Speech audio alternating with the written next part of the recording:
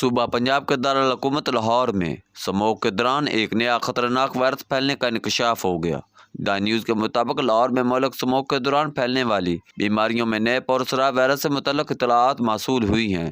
معروف پلمانوجسٹ ڈاکٹر عرفان ملک نے بتایا کہ نئے وائرس کی علامات میں تیز بخار، جسم میں درد، کھانسی اور پیٹ سے متعلق مسائل شامل ہیں۔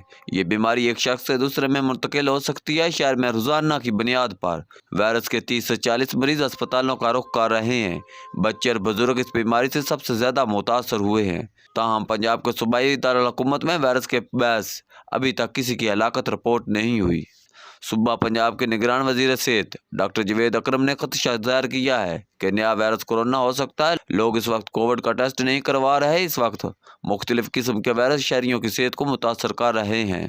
یہاں یہ بات قابل ذکر ہے کہ حالیہ برسوں میں پاکستان میں فضائی آلودگی میں اضافہ ہوا ہے۔ گاڑیوں کے دھوئیں، موسمی فصلوں کے جلنے سے اٹھنے والا دھواں اور سردیوں میں انتہائی کم ہو جانے والا درجہ حرارت سموگ کے ٹھہرے ہوئے بادلوں میں شامل ہو جاتا ہے۔ صوبائی دارالحکومت لاہور زہریلی سموگ سے سب سے زیادہ متاثر ہوا ہے۔ یہ لاہور کے 11 ملین سے زیادہ رہائشیوں کے پھیپھڑوں کو بری طرح سے متاثر کر رہی ہے، جس سے بچنے کے لیے حکومت نے لاہور میں فضائی آلودگی کو کم کرنے کے لیے مختلف طریقے استعمال کیے ہیں، جن میں مصنوعی بارش، سڑکوں پر پانی کا چھڑکاؤ اور ہفتے کے آخر میں سکول، فیکٹریوں اور بازاروں کو بند کرنا شامل ہے۔